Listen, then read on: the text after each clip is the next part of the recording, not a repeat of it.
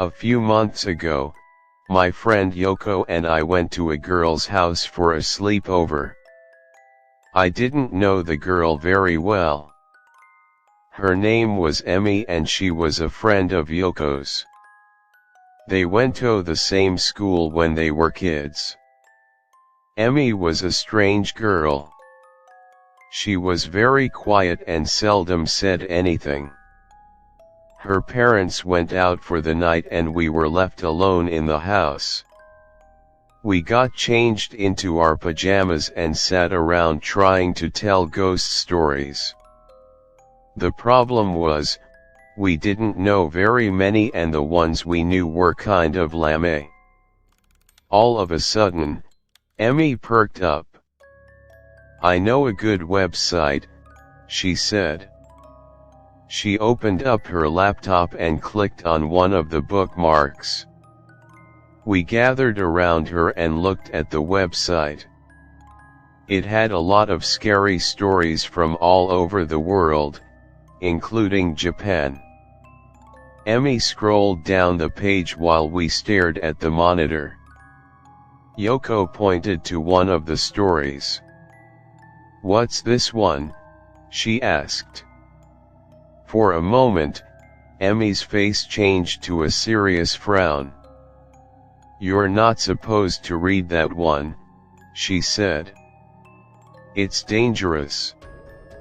This whole website is creepy," I said. "Is this supposed to be for kids?" asked Yoko. "No," Emmy replied in a serious tone. "It's definitely not for kids. Some of the stories and games are really dangerous, like this one." She clicked on the link for one story. It seemed very strange. There was a picture of a woman with long dark hair, but her face was disturbing. It made me sick to look at it.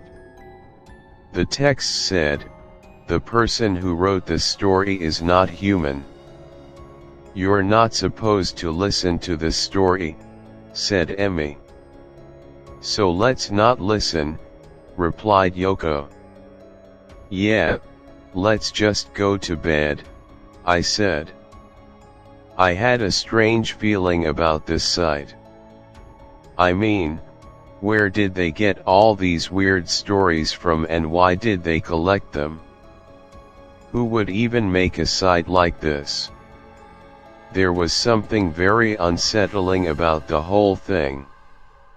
Emmy didn't take any notice of us. She pressed play on the video and we heard the start of the story. As soon as I heard that weird voice, it freaked me out. I put my hands over my ears and left the room. Yoko followed me. We waited in the bathroom until it was over. I can't remember what the story was about, but I do recall that it was very short.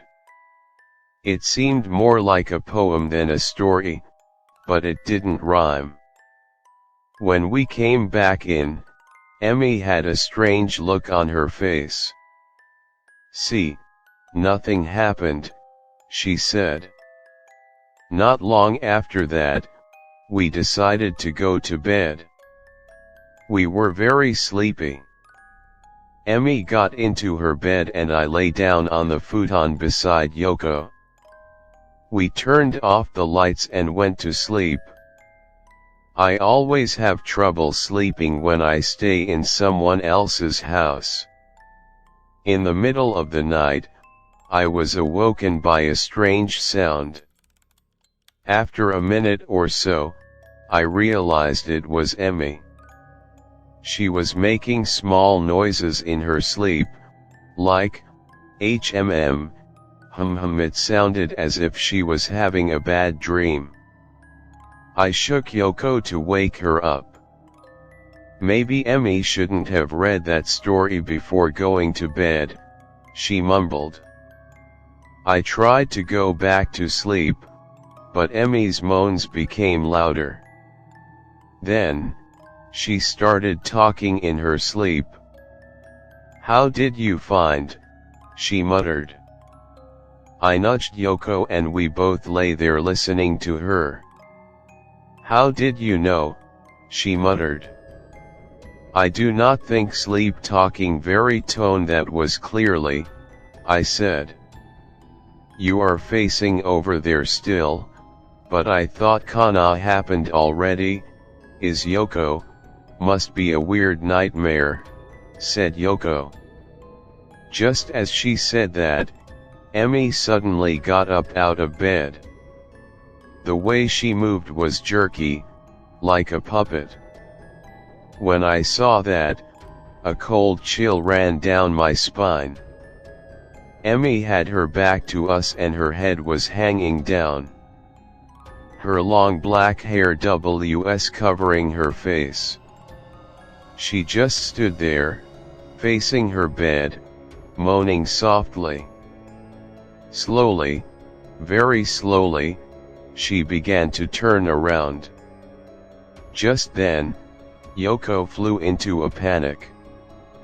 "That's not Emmy," she hissed. Emmy was still slowly turning. Yoko was staring at Emmy, her eyes wide in fright.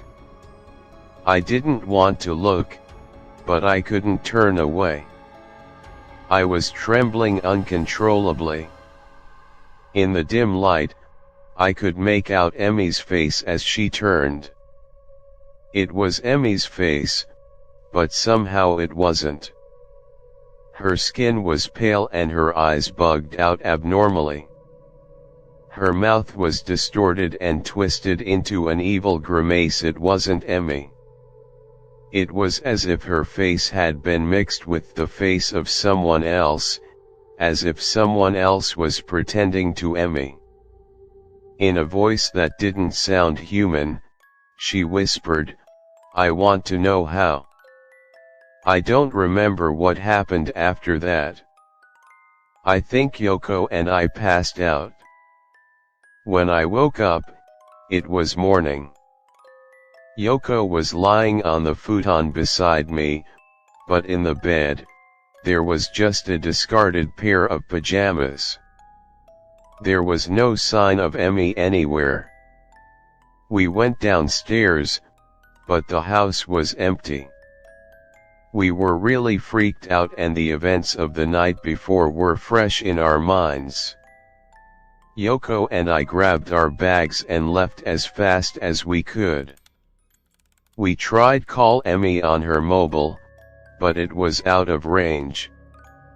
We tried again and again that afternoon, but it was always out of range. Later that evening, we called her home phone number and her mom answered. She said she didn't know where Emmy was either. Yoko and I became more and more scared.